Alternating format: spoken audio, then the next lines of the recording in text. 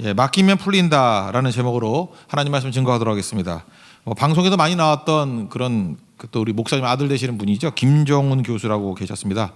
머리 파마하고 이렇게 붕 떠 있는 분이었는데 여러 가지 문제 연구소 이런 거 만들어서 참 재밌는 책도 많이 내고 강의도 많이 하셨던 분입니다. 여러 가지 문제 연구소 무슨 얘기입니까? 여러 가지 문제를 잡다하게 다룬다는 거예요. 그러니까 깊이가 없는 것 같이 보이지만 그렇지도 않았습니다. 위트가 있고 해학이 있고 또 통찰이 있고 또 생각보다 여러 가지 문제를 다룸에도 불구하고 인사이트가 있고 깊이도 있었어요. 오늘 본문이 딱 그런 것 같습니다. 여러 가지 문제 연구소 같아요. 그래서 그냥 쭉 나열하면서 여러 가지 실제적인 문제들을 다루고 있습니다. 1절부터 5절까지는 보증 문제 다루고 있고요. 6절부터 11절까지는 게으름의 문제를 다루고 있고 그 다음에 12절부터 19절까지는 하나님이 미워하시는 악한 자들을 다루고 있고 그 다음 마지막 좀 길죠. 성적 탈선 문제 20절부터 35절까지 차례대로 한번 살펴보겠습니다. 첫 번째는 보증 문제인데 1절부터 5절까지입니다. 한마디로 얘기합니다. 담보 서지 말고 보증 서지 말라 그런 얘기입니다. 이유는 왜 그럴까요? 너한테는 그렇게 누구를 보증할 능력이 없다 그거예요. 그러니까 보증을 쓴다라는 건 뭐냐면 교만함이라는 거예요. 성경의 접근은 너는 능력도 안 되면서 왜 네가 능력 되는 척하면서 그런 식으로 하느냐. 그건 어리석음 이전에 교만 플러스 어리석음이라는 거예요. 교만함이 먼저 있는 거죠. 능력도 안 되면서 그러지 말라는 거죠. 그러니까 큰 소리 치지 말라는 것입니다. 우리는 뭐 좀 생기면 그런 말 하는 거 되게 좋아하죠. 내가 너를 책임질게. 뭘 책임져요? 책임지기는. 책임은 하나님이 지는 거지 내가 하는 게 아니거든요. 그러니까 하나님 노릇하는 거에 되게 익숙해 있다니까요. 우리 선악과의 내용이 무엇입니까? 하나님과 같이 된다 그거 아니에요? 그래서 자기가 자기를 보증할 때 힘을 자랑하는 거라고요. 베드로도 그랬죠. 모두 주를 버릴지라도 나는 결코 버리지 않겠나이다. 마태복음 26장 33절 보면 기도도 안 하고 힘도 없잖아요. 자기가 이렇게 큰 소리 친다고 되나요? 자기가 자기 보증도 못 하잖아요. 그러니까 이럴 때 뭐라고 얘기하죠? 나는 연약한 자입니다. 주님 불쌍히 여겨주시고 붙들어 주십시오. 그게 맞는 얘기겠죠. 특별히 부모들이 이거 잘못 많이 합니다. 자녀들의 하나님이 되려 그래요. 자녀들을 누가 키우는 거예요? 하나님이 키우는 겁니다. 하나님이 책임지는 거예요. 부모는 하나님께서 맡겨오는 어떻게 보면 그 위탁받은 그 제자를 위탁받은 사람이다. 이게 맞는 얘기죠. 자녀를 내가 키우나요? 하나님 맡겨두신 자녀인데. 근데 내가 하나님의 일을 대신하려고 그럽니다. 자녀에게 하나님이 되려고 그래요. 그래서 맨날 그러죠. 내가 책임질게. 내가 돌볼게. 내가 어떻게 해서든지 할게. 엄마만 믿어. 아빠만 믿어. 되게 좋아 보이죠. 그런 집안 망합니다. 하나님 복이 없어요. 하나님이 책임지는 거죠. 우리 요괴에서 노래도 나오잖아요. 그 모세 엄마 품에 키우려고 하다 키워지나요? 되게 상징적인 의미가 있다고 생각을 해요. 갈대 상자 만들어가지고 방주하고 똑같은 말이거든요.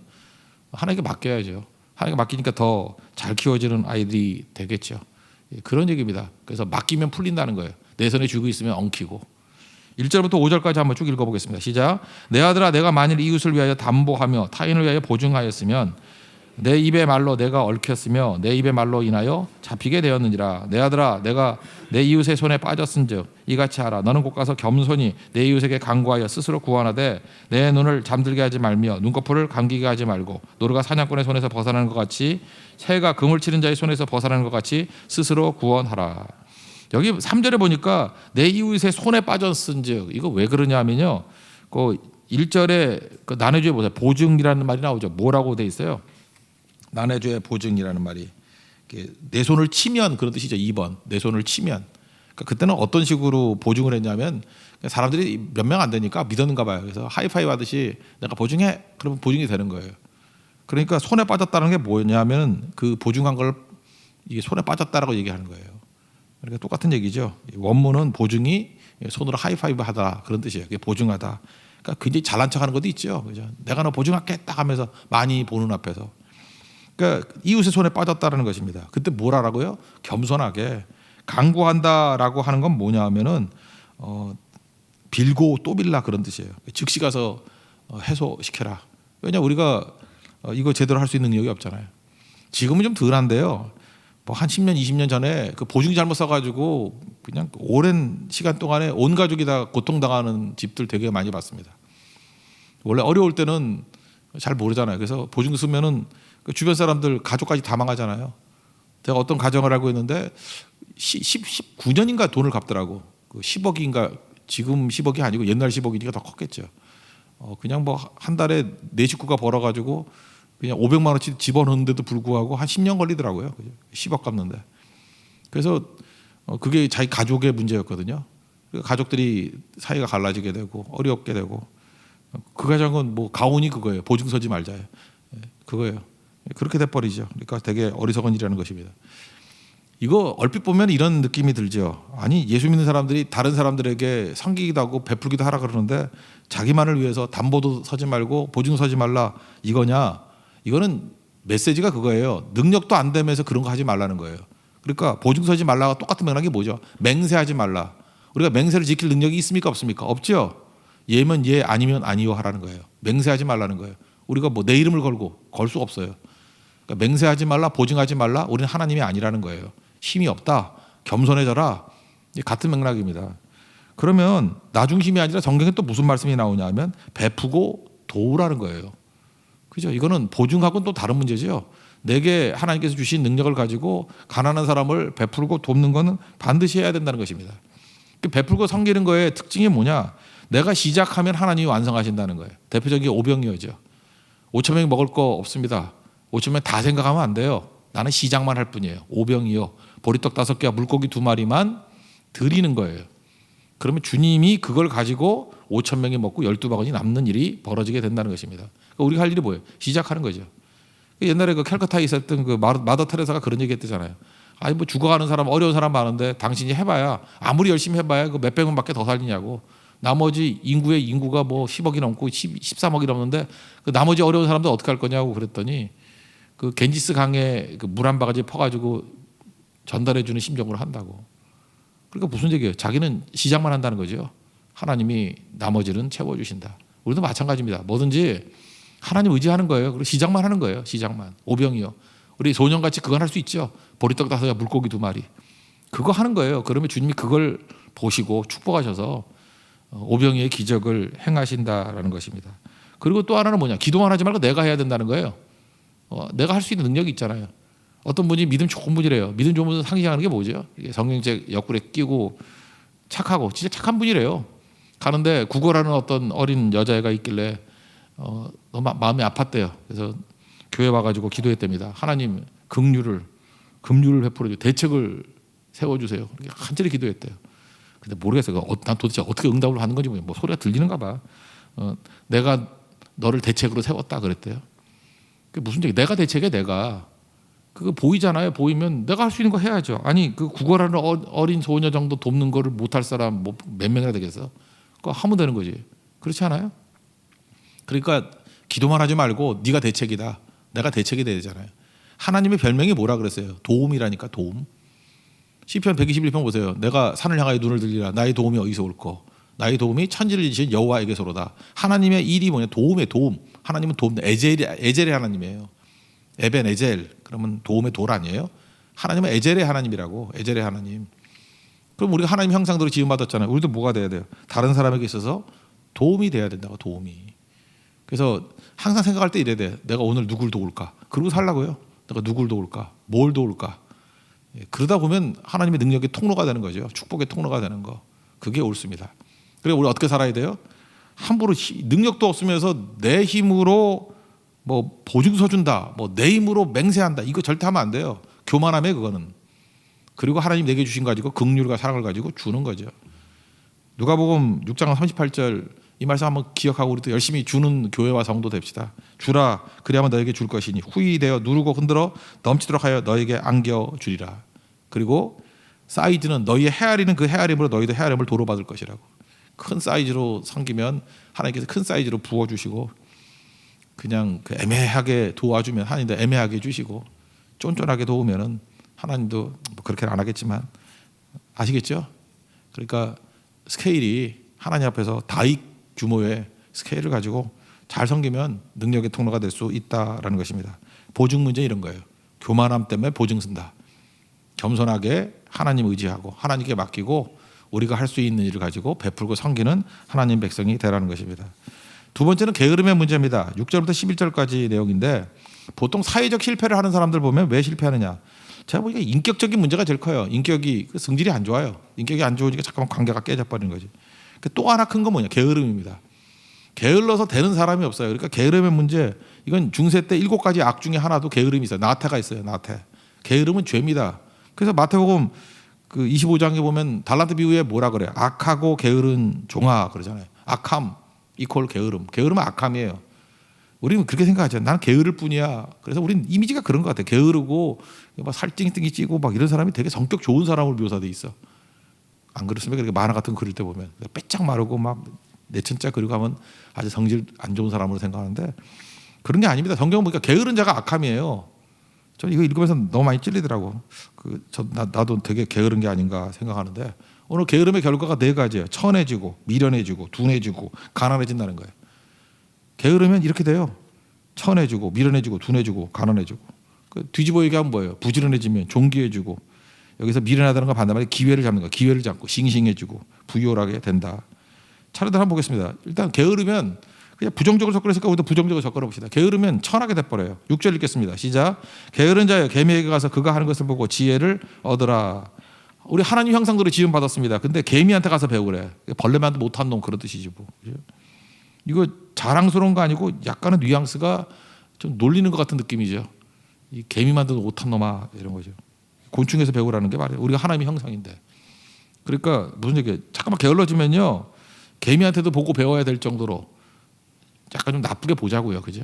이게 하나님 형상이 어떻게 개미한테 배워야 돼요? 더 큰 지혜가 있는 건데 우리 개미가 보고 배워야 되지. 그러니까 우리가 날마다 자기 자신을 쳐서 복종케 해야 되는 거죠. 우리 몸은요.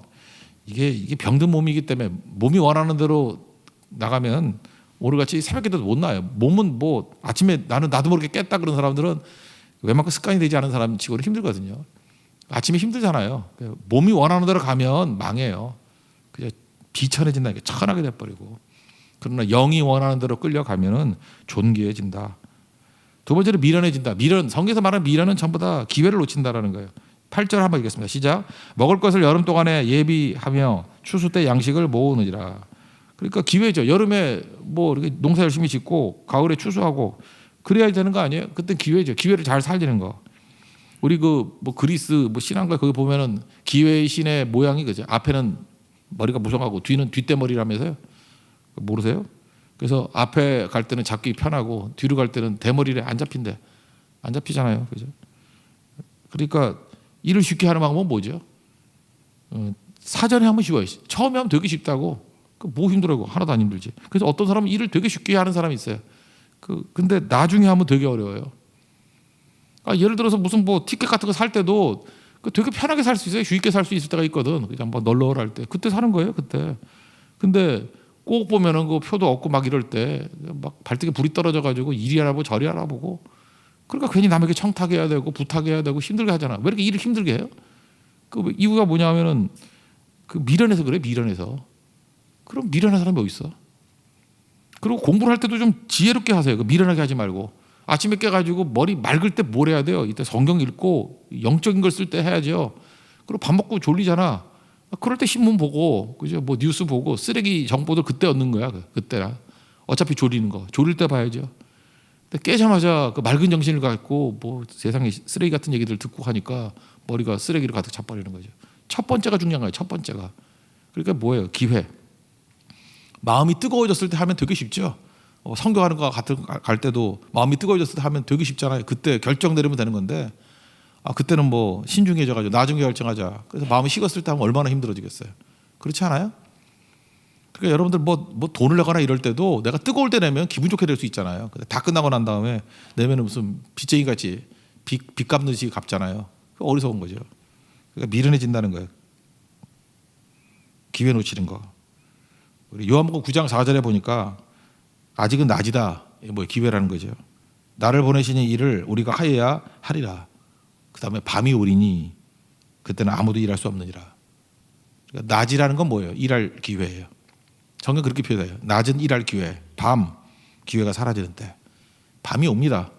근데 밤이 돼가지고 난리치지 말고 낮 일할 때라는 거예요. 어두운 밤 쉬되리니 찬송가도 있잖아요, 그죠? 370장인가?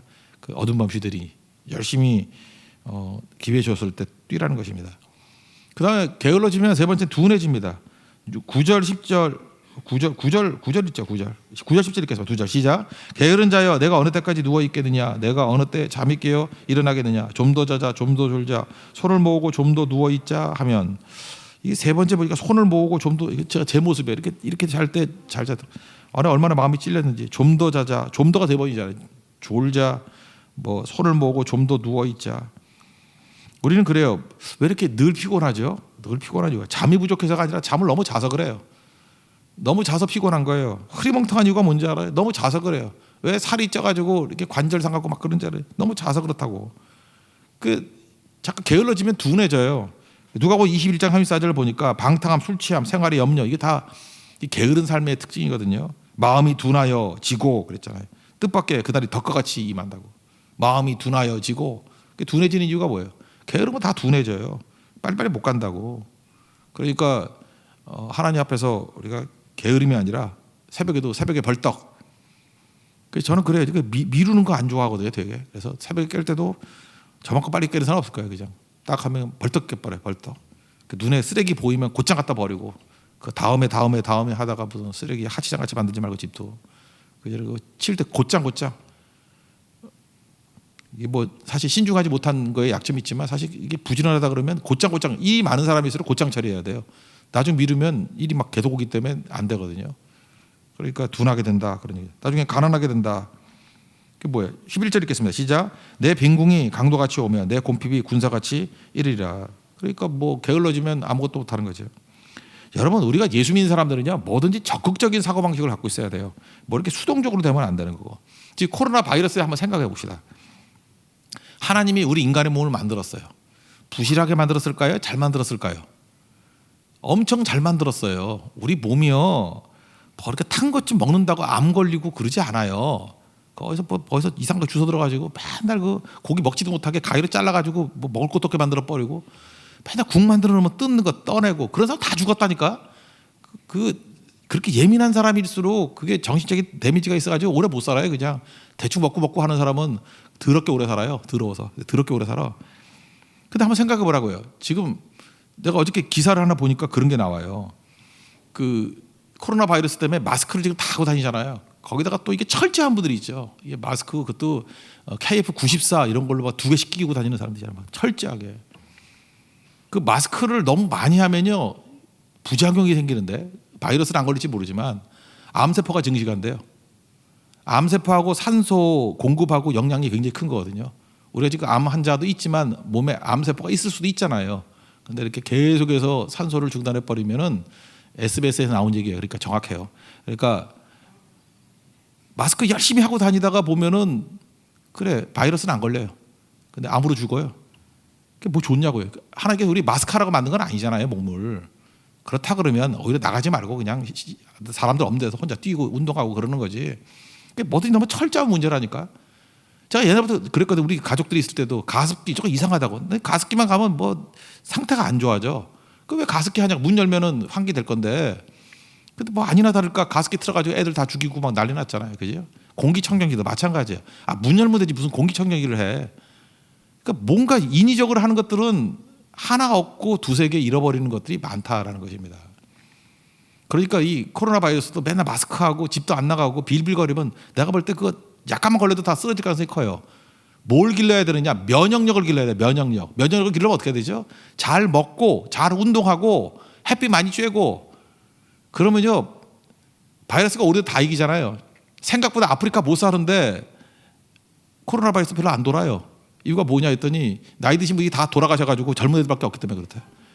베트남에 왜 안 퍼지는지 알아요? 그 전쟁 때 공산당들이 그 나이 든 사람 다 죽여버렸어. 우리 베트남 선교 가보면 알잖아요. 나이 든 사람, 40 넘은 사람이 잘 안 보여. 그게 다 젊은 애들밖에 없어요. 그러니까 안 걸리지. 어린애도 안 걸려요. 99.99 거의 벼락 맞아 죽을 확률이에요. 젊은 사람들 잘 안 걸리고 젊은 사람이니까 거의 보니까 50대까지더라고. 60살 그 70세 넘어서는 때도 보니까 뭐 95% 정도는 낫더라고. 트럼프도 보고 뭐 또 누구 있죠? 뭐 이렇게 많이 다 낫잖아요, 그죠? 그러니까 무슨 얘기예요? 병원 가서 고친다가 아니라 면역력이 훨씬 중요한 거라고. 오늘 지금 여기서 말하는 게 그거예요. 가난해진다는 게 뭐예요? 게을러가지고 뭐 이것 따지고 뭐 나가면 사자가 나와서 위험해. 뒤에 나오거든요. 뭐 하면 뭐가 위험해. 계속 이래가지고 결국은 뭐로 가버려요? 게으름으로 가버리는 거예요. 안 하자. 그죠? 보호하자 하면은 작은 것 하나도 이길 힘이 없다라는 거죠. 오늘 지금 제가 이게 코로나 바이러스 얘기를 들었지만 결국 면역력이 강한 인생이 되라는 거예요. 부지런하게 뛰면은 어려움 오면 어때요? 이겨내면 되는 거지. 그런 접근이 옳다라는 것입니다. 그러니까 마스크로 막을 수 있죠. 해야죠, 그거. 그죠? 그렇지만 그게 능사가 아니라 운동 열심히 하고 잘 드셔야 돼요. 잘 드시면 그다음에 기도하고 영적으로 맑아지고 죄 안 짓고 그럼 맑아질 거 아니에요. 그러면 이기겠죠. 하나님이 우리 몸을 만드는 걸 믿어야죠. 그런 모습으로 서는 하나님 종 되기를 바랍니다.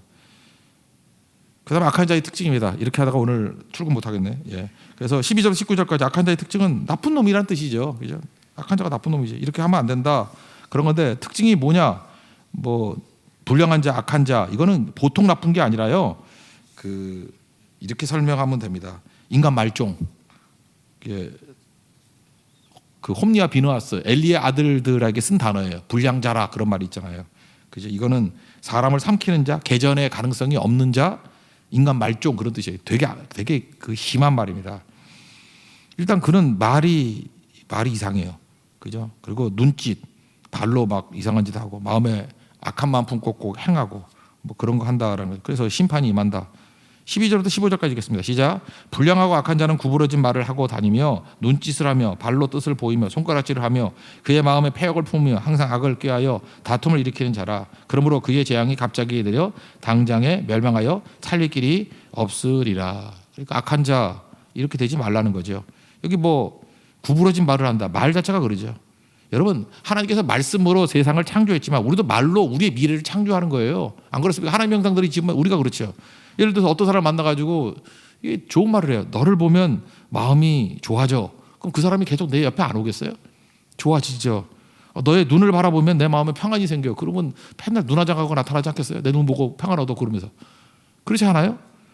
너만 보면 뭐 이상해져. 뭐 나쁜 얘기 하면 계속 갈라지는 거 아니에요? 자기가 말한 대로 미래가 된다니까요. 어떤 사람 만나가지고 미래가 어떻게 될지 우리 다 맞출 수 있어요. 말 보면 알아. 죽는다 하면 죽을 거예요. 그거 망한다 망할 거라고. 하나님이 들린 대로 행하시기 때문에. 민수기 14장 보세요. 그죠?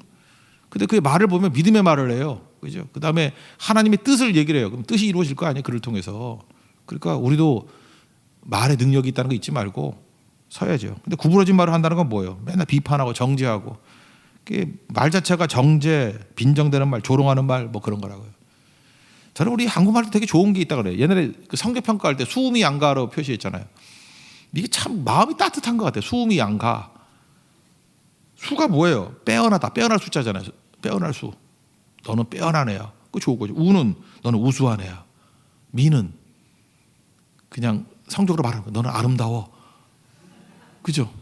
그러니까 아름답다는 게 좋은 게 아니야. 아름다워. 양은 뭐죠? 넌 양호해. 양호실에 가 있다는 게 아니라 양호해. 난 가가 너무 좋아요. 가능성이 있어. 그죠? 우리는 이게 칭찬이잖아. 너 가능성이 있어. 너 가라는 거예요, 사실은. 근데 보세요. 마지막에 있는 사람까지도 가능성이 있어. 이렇게 표현한다 그러면 안 될 게 뭐가 있어요? 이렇게 사람을 바라보라는 거예요. 그죠? 아무것도 없는 사람, 베드로같이 짱돌같이 하는 이상이 왜 너는 반석이다 뭐예요? 가능성이 있어. 그거잖아요. 예수님의 가예요. 그거. 성경이 가라고 가. 근데 나중에는 수제자가 돼서 쓰임 받잖아요. 너는 가능성 있어. 너는 너는 이 정도면 참 굿, 베리 좋아, 베리 굿, 좋은 거야, 양호해. 너는 아름다워, 좋은 거 보는 거잖아요, 그죠? 너는 우수해, 너는 뭐 빼었나, 독특해, 특출나. 이게 택함 받은 하나님 백성들의 말이라고요. 그러니까 구부러진 말 하지 마십시오, 그죠? 그다음에 태도인데 뭐 눈빛, 뭐 이런 거, 눈짓, 발로 하는 거, 손가락질. 옛날 김훈 씨 뭐 했던 얘기 있잖아요. 손가락질을 하는 거에 대해서 손가락질로 남을 하나 하면 세 개는 나를 향하고 있다고, 그죠? 남 지적질하면 세 손가락 나를 향하고 있잖아요. 나라고. 그러니까 믿음과 삶이라는 찬양도 있죠. 우리 죄악과 삶 이렇게 살아가요. 아니라는 거죠. 마지막 탈선의 문제인데 20절부터 35절까지 여기 크게 비교하는 것만 살펴봅시다. 도둑질도 나쁜 짓이죠. 도둑질하는 것과 성적 탈선을 비교하고 있어요. 일단 도둑질은 나쁜 거지만 그래도 사회적 매장은 당하지 않는다는 거예요. 그리고 그냥 엄청 갚아주면 된다는 거예요. 그래서 생각보다 도둑질하면은 아이고 돈이 없어 저렇겠지 하고 동정심이라도 생긴다는 거죠. 읽어봅시다. 30절 31절 시작. 도둑이 만일 줄일 때 배를 채우려고 도둑질하면 사람이 그를 멸시하지는 아니하려니와 들키면 7배를 갚아야 하리니 심지어 자기 집에 있는 것을 다 내주게 되리라. 그러니까 배고파서 도둑질하면은 나쁜 짓이지만 사람들이 그래도 멸시는 안 하잖아요. 멸시는 안 하고 뭐 7배 갖고 뭐 재산적인 손해는 보겠지. 그러니까 이걸 이렇게 하자는 게 아니고 이거 비교를 하는 거예요. 도둑질이 이런 건데 그러면은 이렇게 성적 탈선의 문제는 어떠죠? 사회적 매장 당한다는 거예요. 관계 다 깨져버리고. 그러니까 이런 거 하지 말라라고 하는 메시지입니다. 읽어봅시다. 32절부터 35절 시작. 여인과 간음한 자는 무지한 자라. 이것을 행하는 자는 자기의 영혼을 망하게 하며 상함과 능욕을 받고 부끄러움을 씻을 수 없게 되나니 남편이 투기로 분노하여 원수 갚는 날에 용서하지 아니하고 어떤 보상도 받지 아니하며 많은 선물을 줄지라도 듣지 아니하리라. 이렇게 여러 가지 문제에 대해서 다루고 있습니다. 오늘도 이 지혜를 가지고 하나님의 능력 가운데 우리 지혜로운 길 걸어가는 하나님의 거룩한 종 되기를 축원합니다. 계속 주님 의지하고 맡기고 기도해서 승리합시다. 잘 생각하겠습니다. 역전되리라 찬양했습니다. 기도를 멈추지 마라.